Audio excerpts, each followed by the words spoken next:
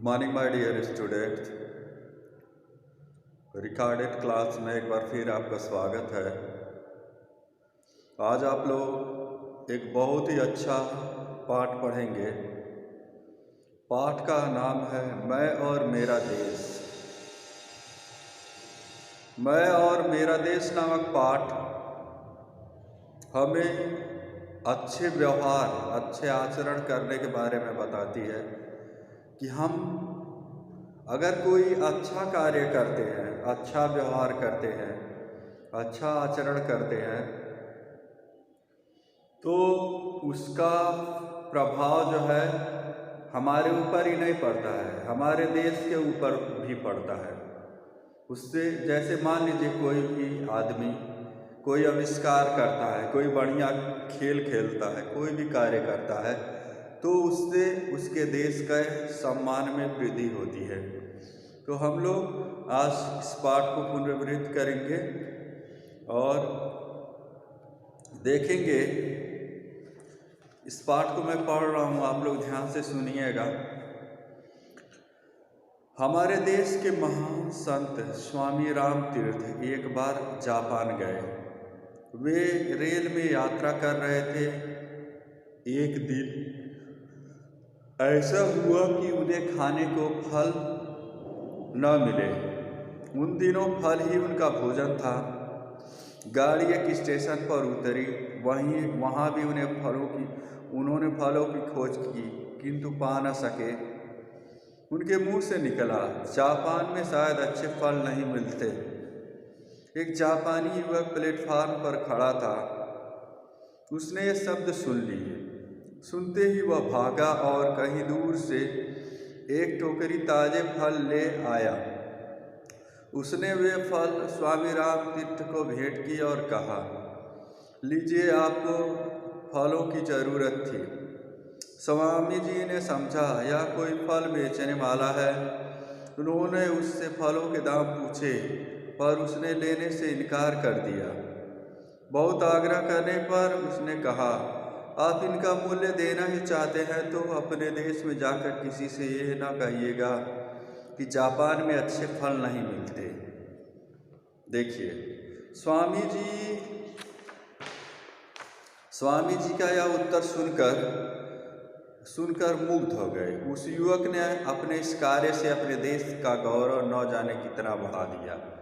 अगर उस युवक को अपने देश का इतना ख्याल था कि उसने स्वामी राम तीर्थ से कहा कि जब आप अपने देश जाइएगा तो ये मत कहिएगा कि जापान में अच्छे फल नहीं होते। इस गौरव की ऊंचाई का अनुमान दूसरी घटना सुनकर ही पूरी तरह लगाया जा सकता है। किसी देश का एक युवक जापान में शिक्षा लेने आया। एक दिन वह सरकारी पुस्तकालय से कोई पुस्तक पढ़ने के लिए लाया। उस पुस्तक में कुछ दुर्लभ चित्र थे। उन चित्रों को उस युवक ने पुस्तक में से निकाल लिया और पुस्तक वापस कर दी। किसी जापानी विद्यार्थियों ने उसे देख लिया और पुस्तकालय को उसकी सूचना दे दी। पुलिस ने तलाशी लेकर वे चित्र उस विद्यार्थी के कमरे में बरामद किए और उस विद्यार्थी को जापान से निकाल दिया गया। अपराधी को दंड मिलना ही चाहिए। यह मामला यहीं तक नहीं रुका और उस पुस्तकालय के बाहर बोर्ड पर लिख दिया गया कि पुस्तकालय में इस विद्यार्थी का प्रवेश तो वर्जित है ही, उसके देश के निवासियों का भी प्रवेश वर्जित है। जहां एक युवक ने अपने काम से अपने देश का सिर ऊंचा उठा लिया था, वहीं दूसरे युवक ने अपने काम से अपने देश के मस्तक पर कलंक का ऐसा टीका लगाया जो न जाने कितने वर्षों तक संसार की आंखों में उसे लांछित करता रहा। हम यह समझ लें कि हमारी हीनता और श्रेष्ठता का संबंध देश की हीनता और श्रेष्ठता से जुड़ा हुआ है। जब हम कोई हीन या बुरा काम करते हैं तो हमारे माथे पर ही कलंक का टीका नहीं लगता, बल्कि देश का भी सिर नीचा होता है और उसकी प्रतिष्ठा गिरती है।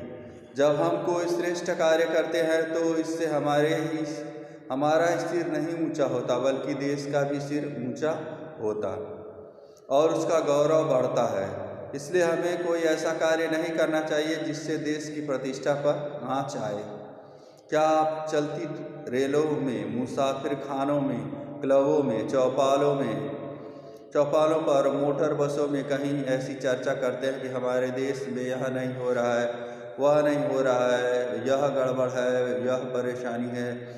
साथ ही क्या आप अपने देश की तुलना किसी अन्य देश के साथ करते हैं कि कौन सा देश श्रेष्ठ है और कौन सा देश हीन है? यदि हाँ, तब आपको चिंता होगी कि देश की प्रतिष्ठा को बनाए रखने के लिए हमें क्या करना चाहिए।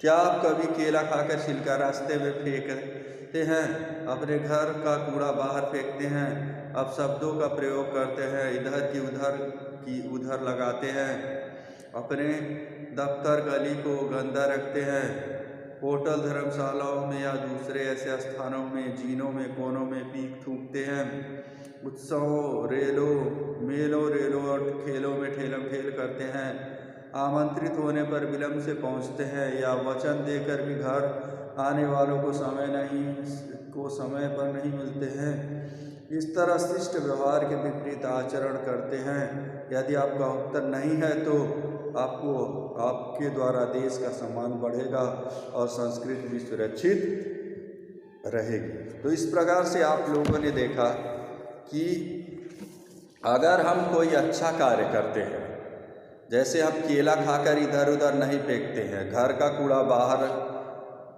फेंकते हैं, अपशब्दों का प्रयोग नहीं करते हैं, इधर की उधर लगाते हैं, जैसे कुछ लोग होते हैं दूसरे आदमी बेचारे को फंसा देंगे अपने बात से, जैसे मैं नहीं इस चीज़ को जानता हूँ, वो बहुत अच्छे ढंग से जानते हैं, वो बेचारे उससे कोई मतलब है नहीं, तुम अपने तो जा ही रहे हो, उस बेचारे को भी झूठ में फंसा दे रहे हो।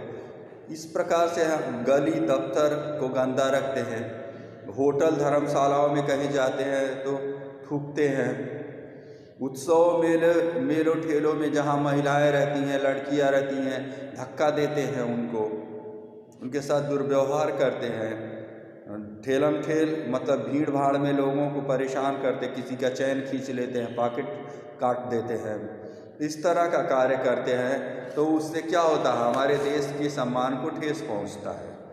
तो प्यारे छात्रों, इस प्रकार से इस पाठ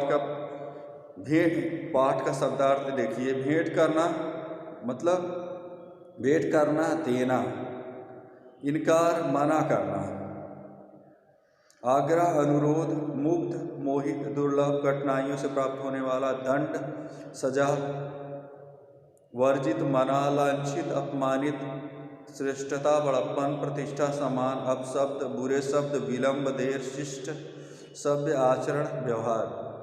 इस प्रकार से आप लोग इसको करने का पूर्णतः प्रयास करिए और जो भी उत्तर आपका नहीं पूरा हुआ है उसको पूरा करने का प्रयास करिए और याद करिए। धन्यवाद। Thank you.